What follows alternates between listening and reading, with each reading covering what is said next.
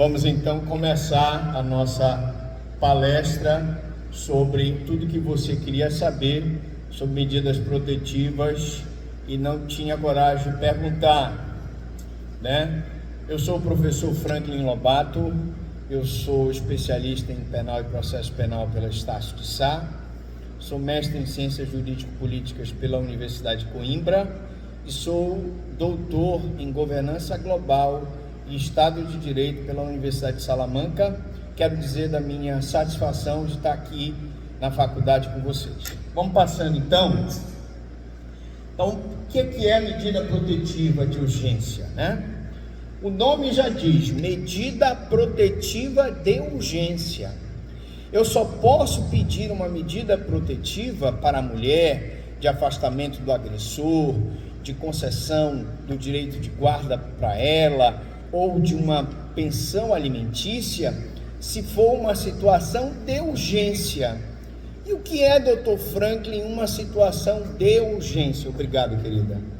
Uma situação de urgência é uma situação em que ela precisa, por exemplo, daqueles alimentos para poder manter aquela criança, de que ela precisa daquela guarda para levar aquela criança na escola, ou levar num plano de saúde. Tá certo?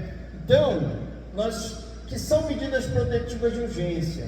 São medidas que são adotadas pelo juiz da violência doméstica com o objetivo de resguardar um direito líquido e certo da vítima de violência doméstica.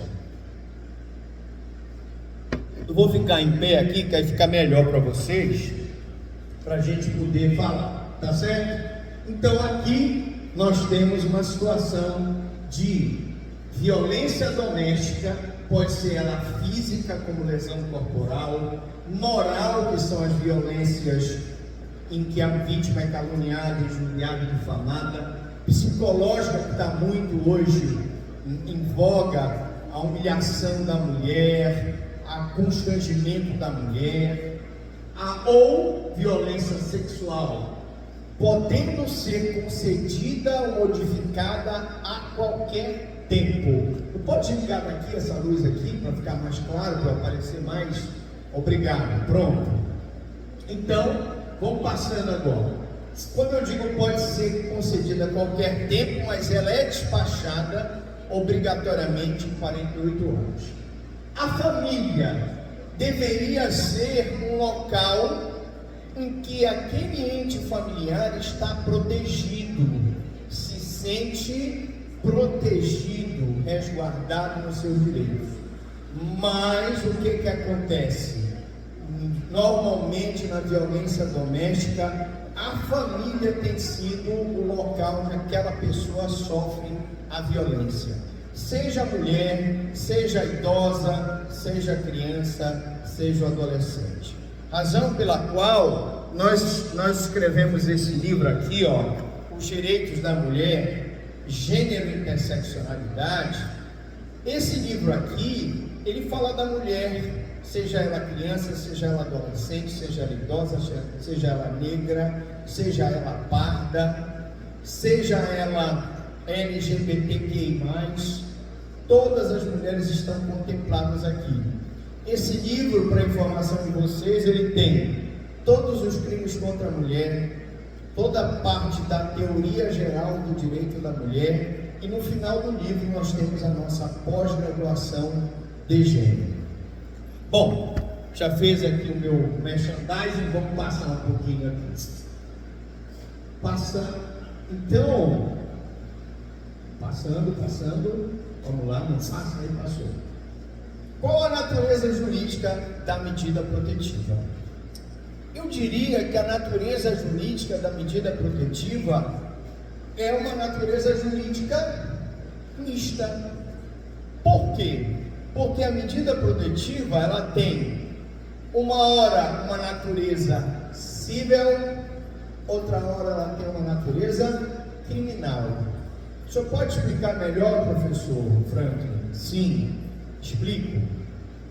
Quando o juiz concede uma pensão alimentícia para a mulher como medida protetiva para que ela possa amparar aqueles filhos naquele momento em que o agressor saiu do lar, é uma medida de natureza civil.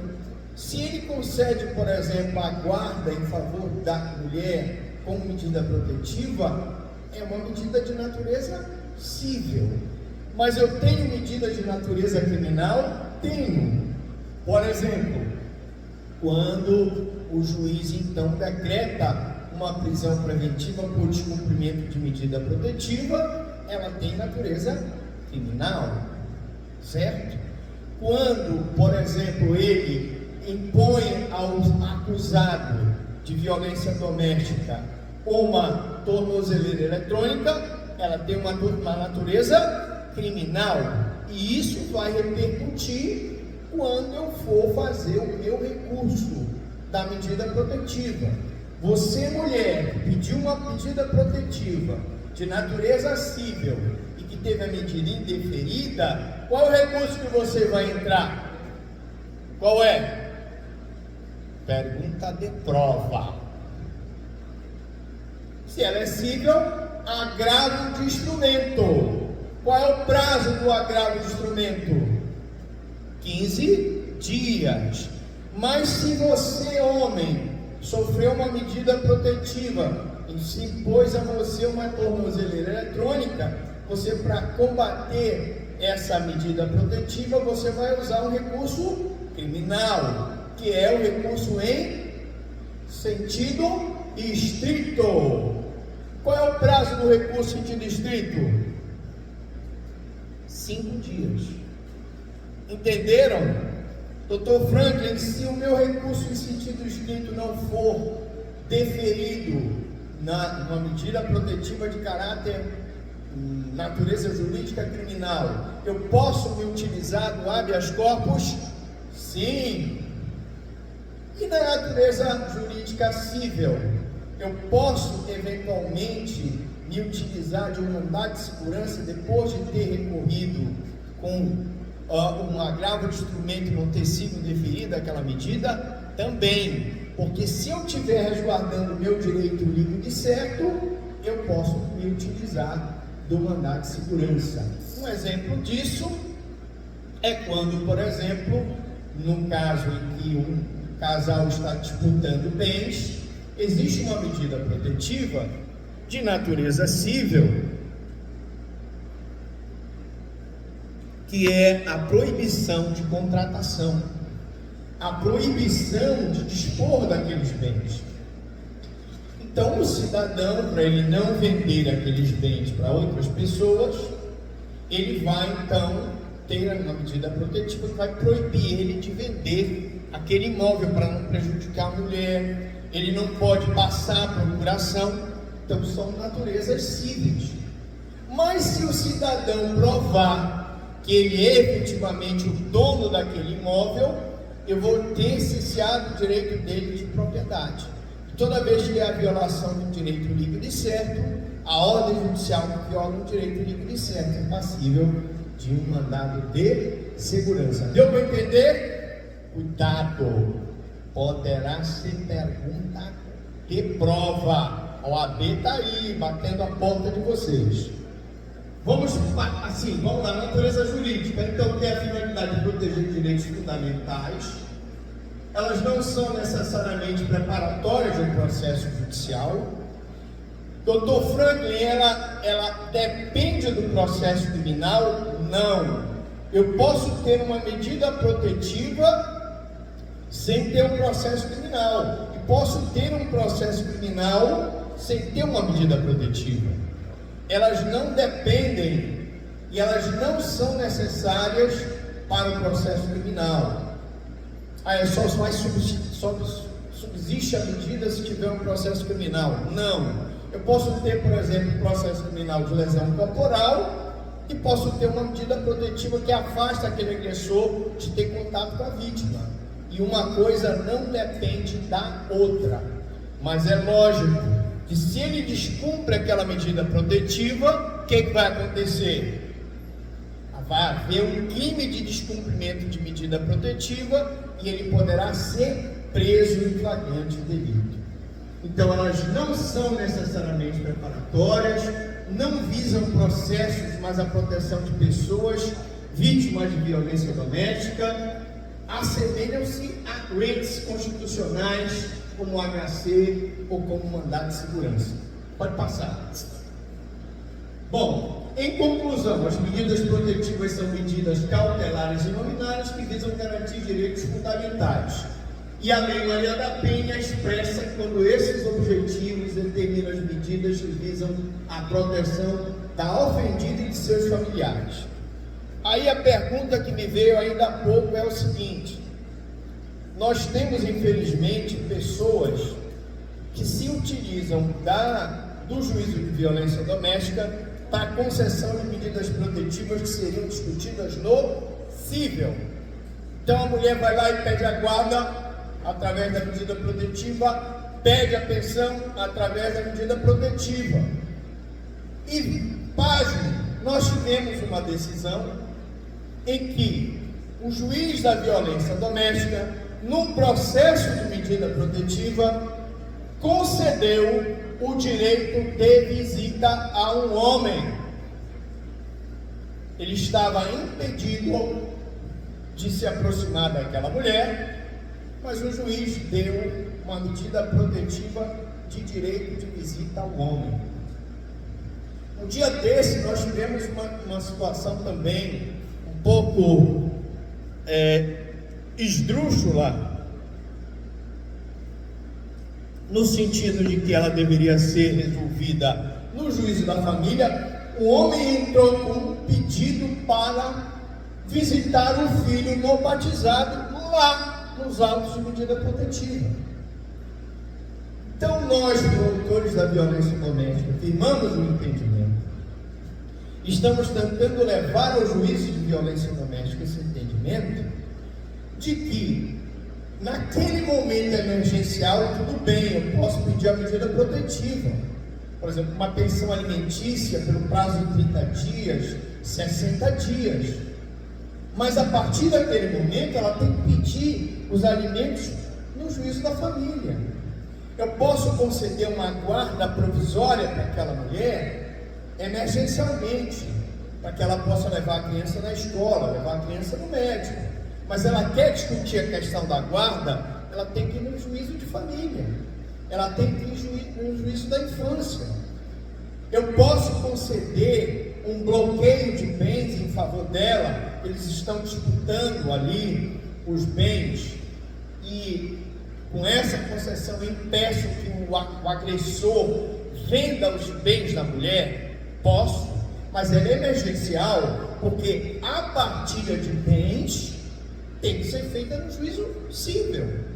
A gente sempre diz para ela: a senhora tem que entrar com o divórcio e discutir a guarda, a pensão, a separação dos bens no divórcio. Mas quando é uma situação emergencial, a nível de medida protetiva, a gente concede lá na violência doméstica. Vamos passando. Bom, aqui eu botei algumas medidas que eu quero ler para vocês. Conseguem ver aí? Está dando para ver aí? Sim ou não? Pronto. Medidas protetivas de natureza, medidas protetivas de urgência que obrigam o agressor. Por exemplo, suspensão da posse ou restrição do porte de armas. Imagina que o cidadão, que é o agressor, ele é um policial militar. Então, existe grande probabilidade desse policial militar pegar da arma dele e matar a mulher. Então eu vou imediatamente suspender o posse de arma dele. Afastamento do lar. Se os dois estão brigando, ele está agredindo ela, primeira coisa é afastar. Primeira coisa é impedir contato, porque ele usa o Facebook, ele usa o Instagram para mandar mensagens. Então são medidas protetivas. Proibição do agressor de não se aproximar, manter contato com a ofendida, seus familiares e testemunhas, porque eventualmente ele pode intimidar uma testemunha na hora que essa testemunha for falar no processo. Também eu tenho proibição para que o agressor frequente determinados lugares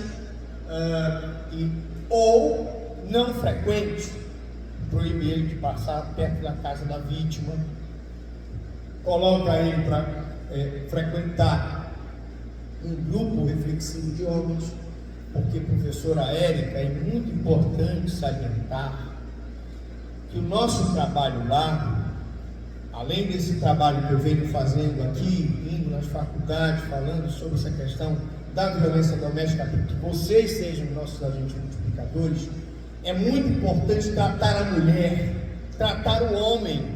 Então a mulher que vai para lá, ela vai ser encaminhada para um grupo de apoio, porque ela vai ser vítima de violência doméstica naquele relacionamento A, e se ela não se cuidar, ela vai ser vítima no relacionamento B, C, D e E.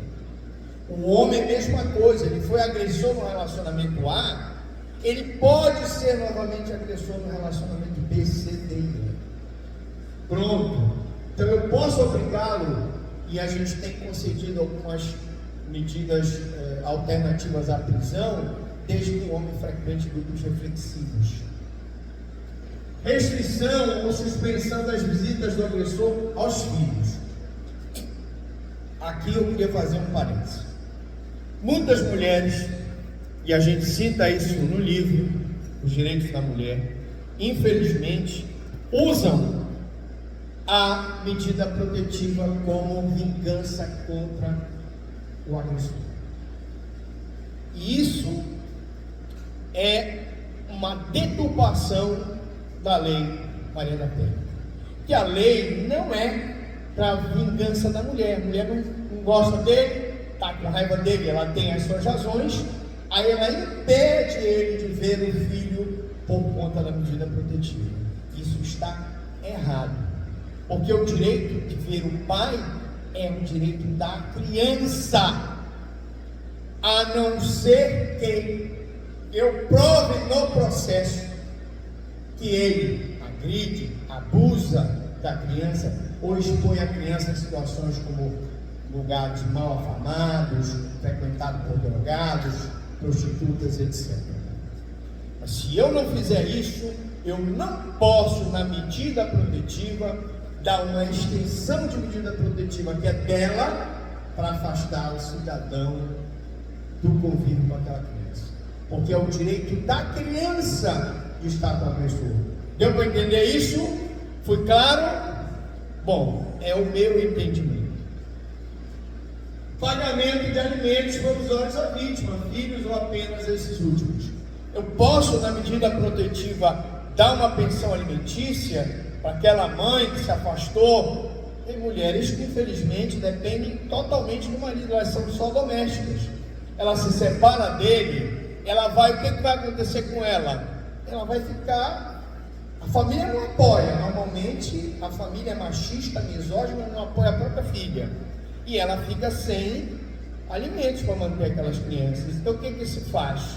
Pensão alimentícia em favor dele. Mas eu não vou deturpar o instituto dos alimentos. Os alimentos devem ser pedidos no cível. Passa lá, amigão, vamos lá.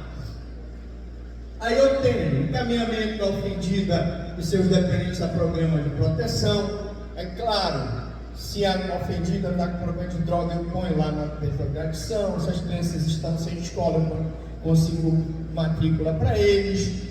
Se está sem atendimento médico, eu vou conseguir o atendimento